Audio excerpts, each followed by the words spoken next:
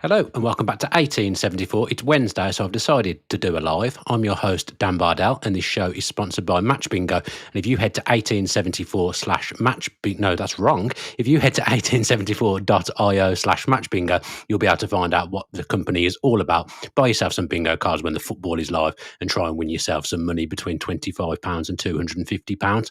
Contrastingly, if you're watching on YouTube, then just scan the QR code and you'll be able to be taken straight to where Match Bingo is. As I say, I'm live. It's Wednesday. Just waiting for a few more people to join me. And today's subject, as you will see by the thumbnail, is John McGinn.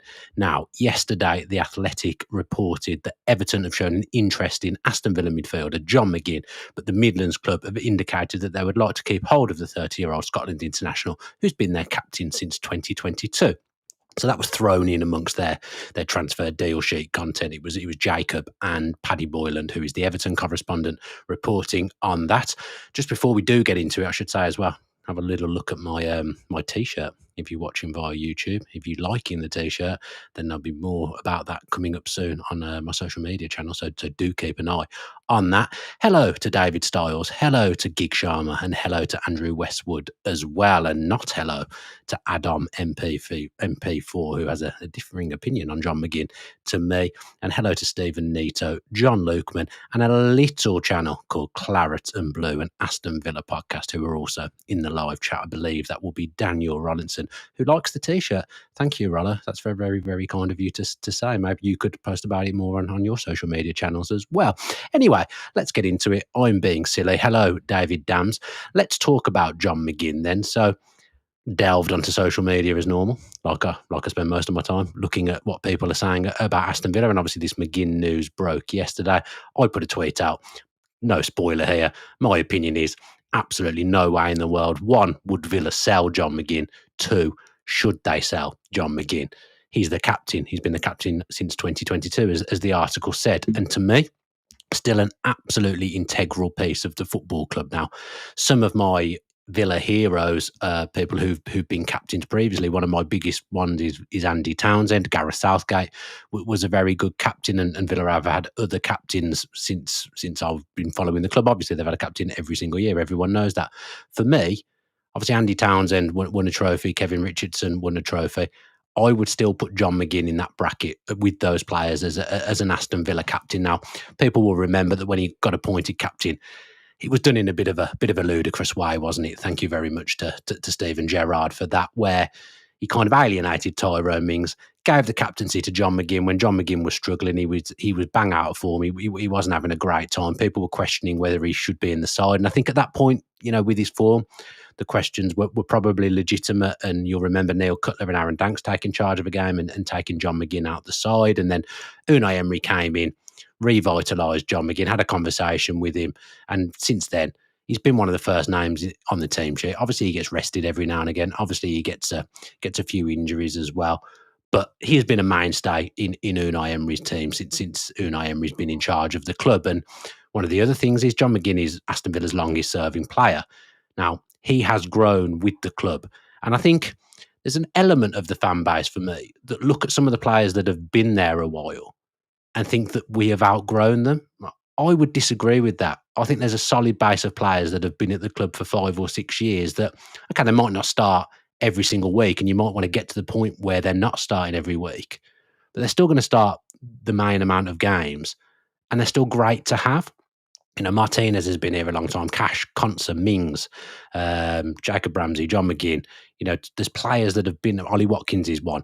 There's players that have been at Villa for a long, long time, and they've grown with the club, and they're really, really important. And not just the tangible stuff kind of on the pitch.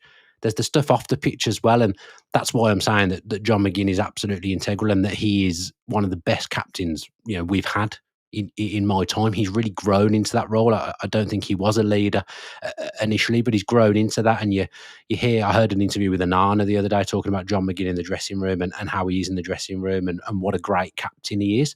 You need someone like John McGinn at this football club, who get the fabric and the culture of the football club and kind of set that fabric and culture as well. So I don't think he will go. I just think it's a conversation worth having, that because we've had those links to Everton, it does feel a very David Moyes signing, by the way, trying to get John McGinn in at Everton. Obviously a Scotsman. But I just think back to the PSG game. I've got some Who Scored graphics here for those of you watching on YouTube. Now, I don't base a lot of stuff on like stats and things like this. I base most of what I see in football from the eye test, what I'm actually seeing with my eyes and what I hear. So John McGinn's strengths, according to Who Scored, dribbling, direct free kicks, so that'll be not shooting, that'll be crossing, through balls, crossing, and his weaknesses are concentration and discipline, apparently. And his style of play, everyone knows this, everyone's watched John McGinn play, likes to play long balls, gets fouled often, which is a really, really good, important trait, by the way, plays the ball off the ground often and likes to shoot from distance. Now, the match I want to pick out here is the one at the top, the PSG game. Now, Villa played against the team that ended up winning the Champions League, actually won that night against PSG, ran them very close, gave them an almighty scare. Now, I know you don't win any trophies for giving teams scares, but John McGinn got a rating of 7.74 in that game, and Rashford was probably man of the match that game. I think we can all agree. He had a 15, 20-minute burst in the second half where he was absolutely sensational. But John McGinn, for the 66 minutes he was on the pitch and in that period in the second half as well, he was unplayable, causing the best team in the world real problems, scoring a goal, obviously, as well, got a goal and an assist that night against the best team in the world. And that's where I'm saying players are growing with us, or have grown with us. I'm not saying he's a world beater, but he's so important to what Villa do just by having him on the pitch. And he's had off games. He's had games where he hasn't played well, just like everyone else. But I think towards the end of the season, he showed his class. Some of the ratings that you see in there: Aston Villa 1, Fulham 0, 7.45. Newcastle 4-1, played 72 minutes, 7.12. Not sure what happened at Bournemouth 0, Aston Villa 1, where he got a 5.94 for his 20 minutes. But there it is. Spurs, I remember the last home game of the season, he was absolutely excellent. And then, of course, Manchester United, everyone had an off day. That's the way it is sometimes. Now, there's people in the comments I can see completely disagreeing with me. You know, Adam here saying, since when is John McGinn a good dribbler? He can't beat a man. There's different ways of dribbling. He's not taking people on with trickery and skills, but he gets past people. He gets round people. He shuffles his way through people. He's powerful. You know, John McGinn is a very, very good ball carrier. So I think to say he's not a good dribbler, I get what you're trying to get at, but there's different ways of doing it, and McGinn does it in his own effective way. The next screenshot that I have here from Who Scored, and this kind of signals again why he's so important to Unai Emery, is the positions that he's played in. So I think this will include Scotland games as well, but he's played 14 games from the left, 10 as a central number 10, 9 as a right-sided number 10, come on a sub 9 times. He's played as a defensive midfielder 6 times, played left and right another 2 times each, played as a genuine central midfielder. I presume some of these are for Scotland because they've got down here that he played as a forward. But you take my point that he plays in a lot of different positions, John McGinn. He doesn't get that consistency of playing in the same position every single week, and that's something that's really difficult as a footballer. You know, to have consistency in football, I think you have to kind of be playing in the same area every single week. John McGinn moves all over the place, but you know why that is? Because Unai Emery always wants to get him in the team when he can. In a big game, if Villa had a cup final tomorrow, John McGinn is in that team. We saw it in all the big games. John McGinn gets picked and other people sit on that bench. And that's because Unai Emery knows that John McGinn is so unique, so talented, and such an important player to Villa. And he's 30 years old now. He's still got a lot of gas in the tank. He's still got a lot to give this football club. And as I say, people can have their opinions. That's absolutely fine about wanting to replace him. And at some point, you know, when he gets to 32, 33, you kind of do want to phase him out from being an important player and get him to kind of take a Jordan Henderson or James Milner role from when Liverpool were good. That was the kind of thing that they did with those players. People can have opinions on footballers, I get that. But my opinion is that John McGinn is more than enough to try and stay at Villa and get Villa to where they want to be and where they need to be, because he has grown with the football club and those intangible things that we don't see in the dressing room, around the place, that the leadership, you know, being kind of Unai Emery's brains on the pitch and Unai Emery's mouth on the pitch. John McGinn is that guy. And David Starr says here, he's ran through brick walls for us. Players like him are worth their weight in gold. He leaves it all out of the pitch and he's the embodiment of Emery. He's the glue that keeps the team together.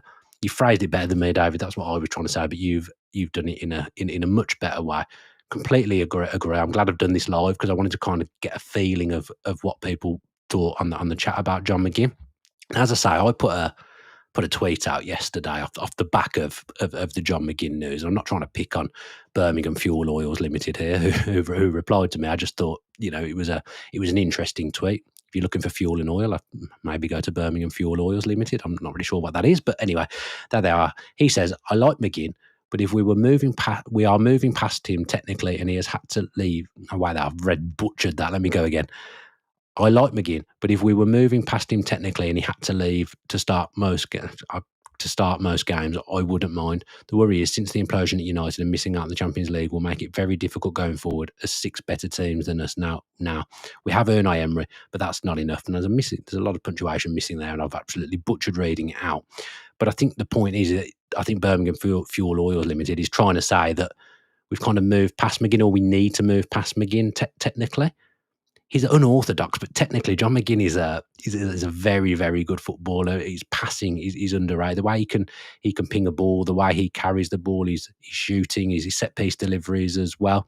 These are things that are really important to the club. So I don't think we have moved past John McGinn in conclusion. I don't think that at all. And I'm going to delve into the chat now and see what people are saying and see whether people have agreed with me or whether people have got differing opinions.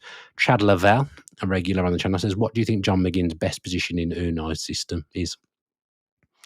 Again, I think the fact that he plays in all kinds of different positions, I think it's probably a benefit to him in some ways. People often say that if a player's versatile, they can play in differing positions, it hinders them. Now, I think John McGinn will struggle to get consistent 8 out of 10s every single week when he's playing in lots of different positions and he's got no consistency from one week to the next. But the first conversation he had with Unai Emery asked him where he wants to play, and he said, in the team, anywhere. It transpires that is exactly what has happened. So I think his best games, have come on the left, and I think you probably would need Matson's pace on that side, going round him or going inside of him on occasion as well. But I actually think his best position might be as a left 10. He's placed on the right sometimes, but obviously, we don't usually go for width on that side generally unless we're playing with a genuine winger on that side. I think sometimes on the right-hand side, he can get a little bit lost and he can get a little bit congested in there. I think if I was to look back at his best games, I bet you he's played on the left in most of those games. So I think it will. I think I'll go with the left-hand side. Geek Sharma says McGinn will join Celtic in 2 years when his contract finishes. Wouldn't rule that out. I would guarantee the same, that he probably will want to play for Celtic at some point and will go on to play at Celtic at some point. So yeah, I would agree with that. Tom Harding, why are we even taking this link seriously? McGinn, even if he won't start, still has a big part to play, and that's fine. Yeah, if you think that he shouldn't be starting every week, that's absolutely fine. But he still does have a part to play, as Tom Harding says here. I still think whatever we do in the summer, Unai Emery will be of the mindset of, this guy's going to be in my team most weeks. I'll give him a rest here and there and rotate him out here and there. But in the big games, John McGinn's my captain. He's going to be in the team. So I don't think John McGinn's moving down to being a bit part player anytime soon. And I'm talking about it because, one, there's not much stuff going on and it's difficult to come up with ideas for content at the moment. But also because there was a link and people did feed off that link and start talking about John McGinn. It did become a dialogue about how important he is and whether he should still be playing. So I'm basically just reacting off the back of that. Mr. Fraz T says, not worth losing him, especially seeing as we probably get no more than 30 million. I mean, we wouldn't get 30 million for him. In my opinion, we'd probably get around the 15 to 20 mark at his age, but it's not worth selling him because of all the stuff that I've said already that he provides the football club. He is just so important, and you won't be able to replace those things for 15, 20 million. We can talk about Villa having to sell someone perhaps and someone going. McGinn won't even be on that list for probably a multitude of reasons. He wouldn't be someone that would bring in a heavy fee, but also just because he's so important. Dean Averis, hello. Just look how good he was in both PSG games, leader. I would agree with that. I think he was Villa's best player across both legs. In that first leg, at times when we were struggling, he was the only one in that first half that was brave on the ball and tried to drive forward and make stuff happen. And the goal we scored was off the back of good work from John McGinn in the first leg, if my memory serves me correctly. So that's the biggest stage. Away at PSG, it doesn't come much bigger than that in the Champions League knockouts. John McGinn was the one that standed up and counted. He never shirks, even if he's having a bad game. He doesn't hide. There's players, I can't think of one that's currently there at Villa, but there's been players in the past that when the chips are down, they will hide. John McGinn never hides. John McGinn is our leader and the heartbeat of the side, as other people are saying in the chat. Adam says, we have definitely outgrown McGinn. He has huge patches where he's invisible and offers nothing. that's what I think. That's what I'm trying to say is that, he might be having a bad game here and then, and I'm not saying he doesn't have bad games, because he does. But even when he is, one, we've got the squad where we can sub him out and bring people on. But let me tell you, when John McGinn plays well, Aston Villa play well. And I genuinely believe that there's been so many big games under Unai Emery where he's really upped it and he's been really, really great. And they've been the games that Villa play well. People used to say that about Jack Grealish. I think the same applies to John McGinn. I really, really do. When he plays well, Villa definitely play well. Chris Franklin says McGinn is the embodiment of an Emery player, takes on instructions, versatile and multifunctional. Completely agree. Chris Franklin, that is a great shout, great wording. I really, really agree with that as well. Tom Harding says we have outgrown Watkins, Martinez and Cash, but not McGinn. Again, entitled to your opinion, but I still think all of those players are really, really important in different ways. I'm surprised at that. I'd say we've outgrown Martinez. I don't think we have. He might go, but I wouldn't say we've outgrown him. And Jacob said the other day on the channel that Ollie Watkins is very happy at Villa, and Villa are happy with him leading the line next season. So to me, that was good news. What else have we got? AK kind of agrees with Adam and agrees with me. He's just inconsistent, although it probably doesn't help that he's asked to play different positions every other game. That's what I've said. Obviously, I've already said that, so I agree with that. Neil Herring says, great man on and off the pitch. What else have we got? Everyone's having a bit of a chat beneath them, around themselves, really, as well. Dean Avery, he can get you up the pitch. It's not skillful, it's clever. He's not Ronaldinho. He's not Lionel Messi. He's not carrying the ball in that way, but he's still carrying the ball and still being effective. And he buys free kicks. He shrugs people off. He plays through the lines very well now as well. John McGinn, he's absolutely vital to me.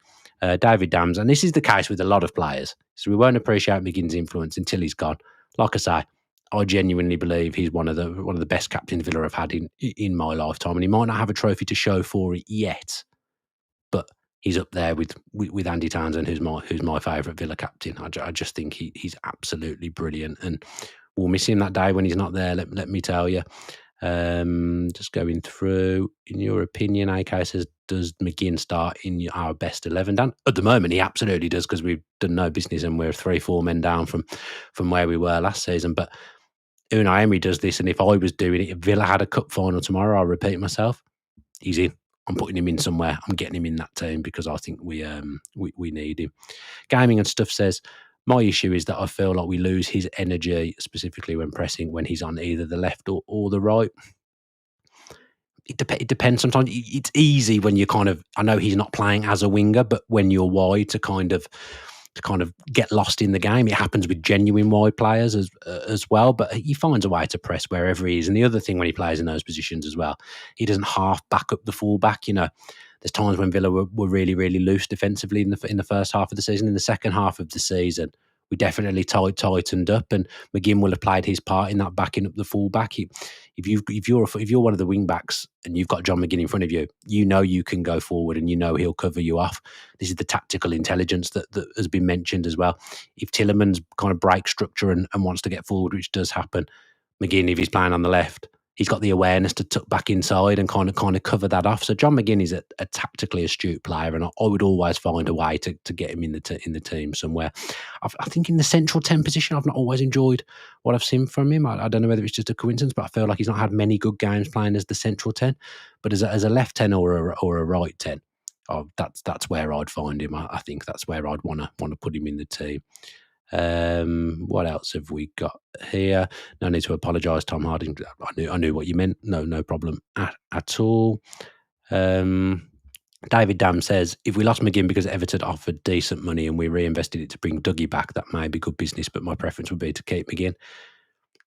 We've got 4 central midfielders. Unless one goes, we're not going to be looking to bring in a central midfielder. And again, that's what McGinn gives you. He can play, when a couple of the midfielders were out earlier on in the season, he came back and played that central midfield role as well, and actually played really well in those games. Well, Tottenham FA Cup game, was it, when he played as a 6 and was an absolute destroyer, was absolutely brilliant.